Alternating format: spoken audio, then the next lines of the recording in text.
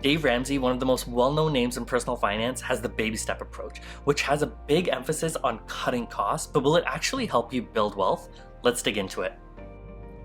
So the baby step approach by Dave Ramsey is where you save $1,000 into an emergency fund, you get rid of all your debt, you put any savings into registered retirement accounts, and then you pay off your house early. And the way that you do this is by cutting costs as much as possible, by getting rid of that takeout coffee, to no more takeout food, to canceling all your subscriptions, and going through your budget to find, are there other ways that you can save money? So while saving is an important aspect of building wealth, I don't think it's going to move the needle as much as you think, or as much as Dave thinks. So in this video, I'm going to go through 6 things that I think will really help you achieve the wealth that you're looking for.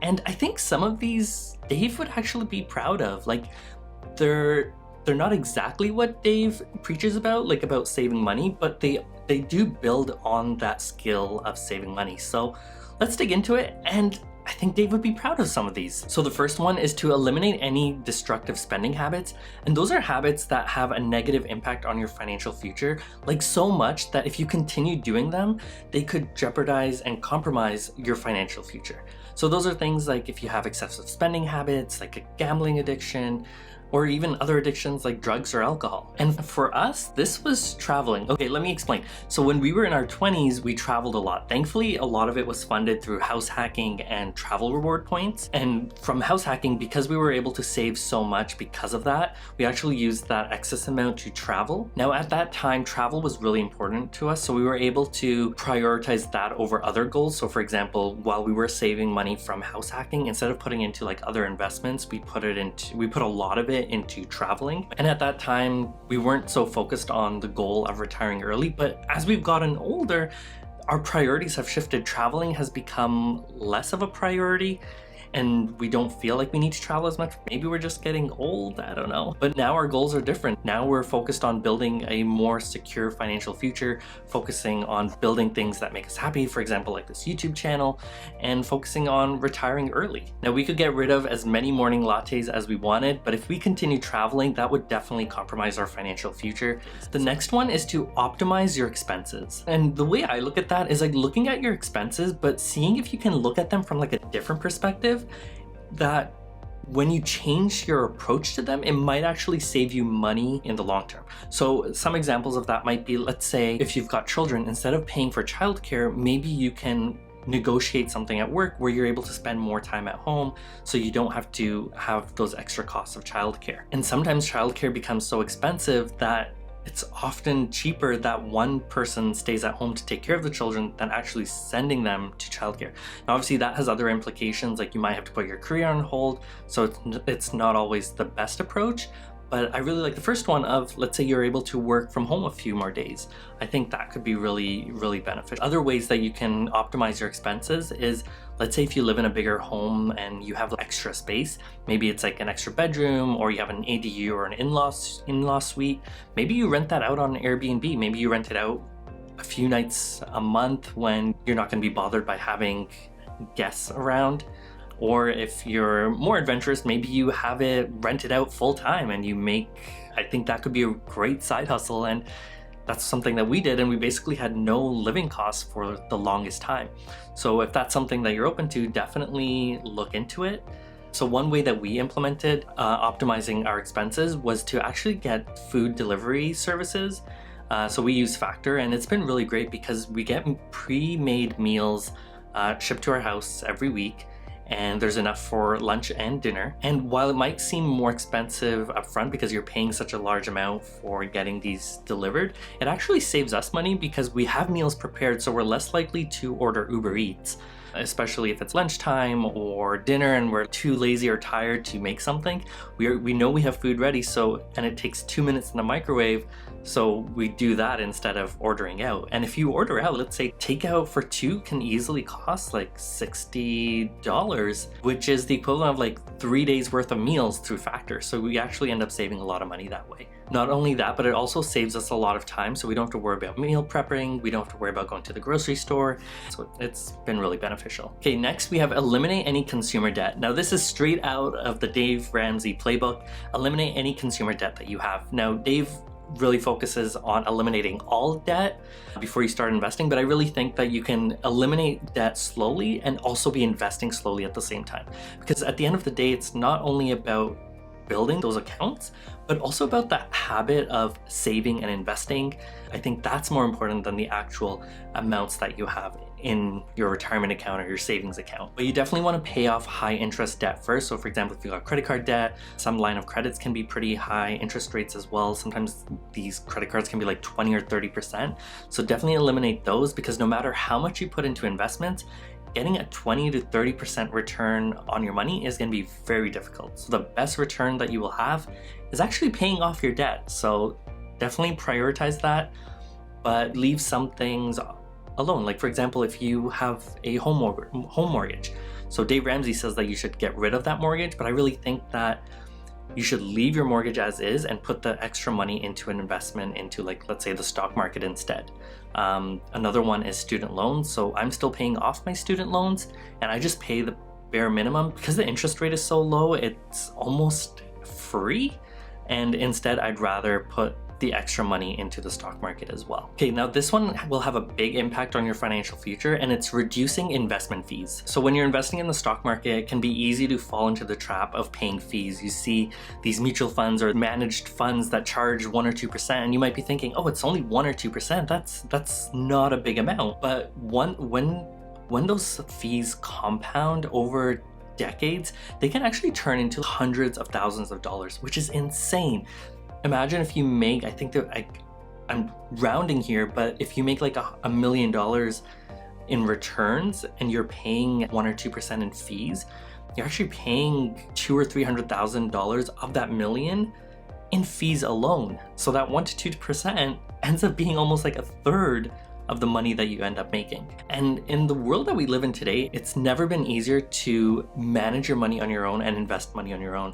And the best way to do that is through ETFs. My favorite ETF is the SPY. It purchases every stock in the S&P 500, which is amazing because it gives you exposure to companies like Apple, Nvidia, Tesla, Amazon, like all the big companies. You're buying a portion of them every time you buy this ETF.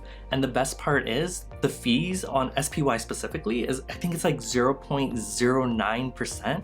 And then there's other ETFs through like Vanguard have their own equivalent, and they all charge really low amounts.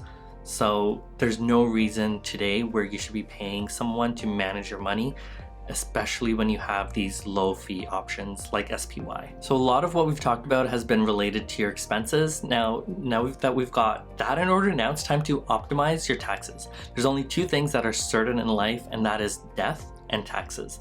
Now we can't do anything about death, but we can do things about our taxes. So if you're a W-2 earner, taxes are actually your biggest expense, and 25 to 30% can be taken off your paycheck right away, which is a lot. So organizing not only your income, but how you're allocating which account you're using for retirement, whether it's a 401k or something else, making sure you're using the right vehicles for your investments can be really important to optimize your taxes. For example, investing into a 401k can put you into a lower tax bracket today, but it's also important to understand what are the implications of putting that money into your 401k. For example, let's say you need that money in 2 to 3 years, then you're actually hurting yourself, because while you will save on taxes today, in a few years you'll have to pay taxes on any gains that you make. So when you take that money out, and then there's going to be like penalties and all these other fees because you're withdrawing money early.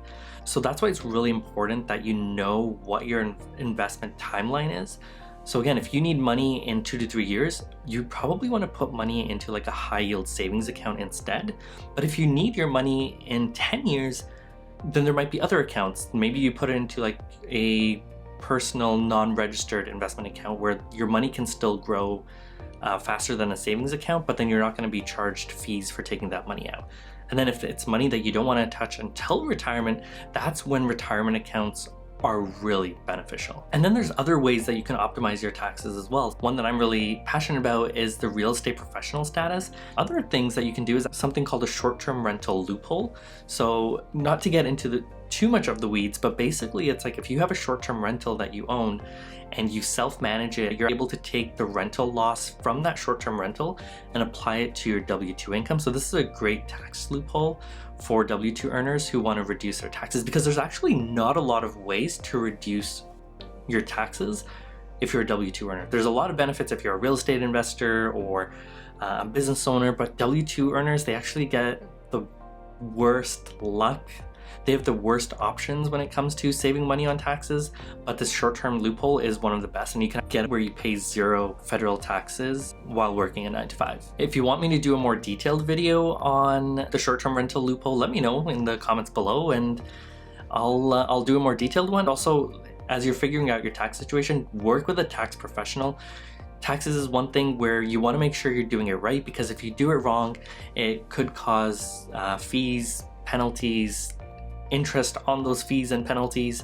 So you definitely want to get the right person to do it for you and get it done the right way. Okay, this one's my favorite, and it's to use credit wisely. So there's a few parts to using credit wisely. The first one is getting your credit score in order.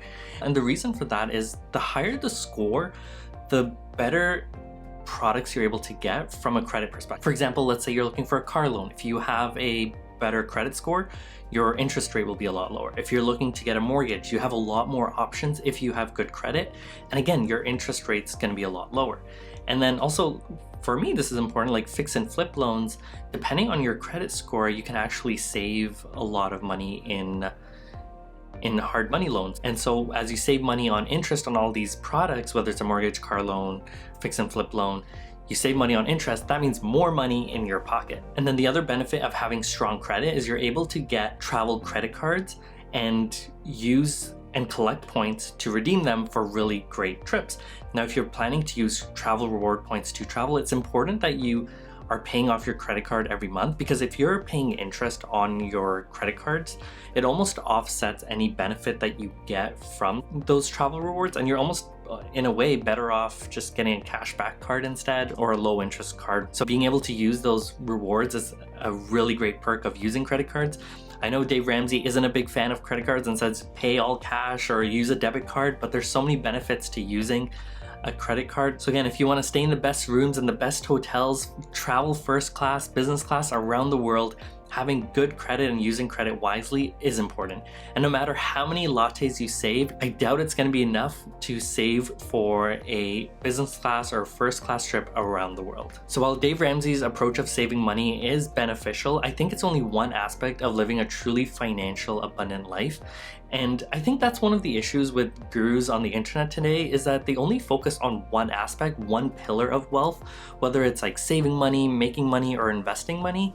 And for that reason, I really like this book, The Pillars of Wealth, because it really goes into each of those.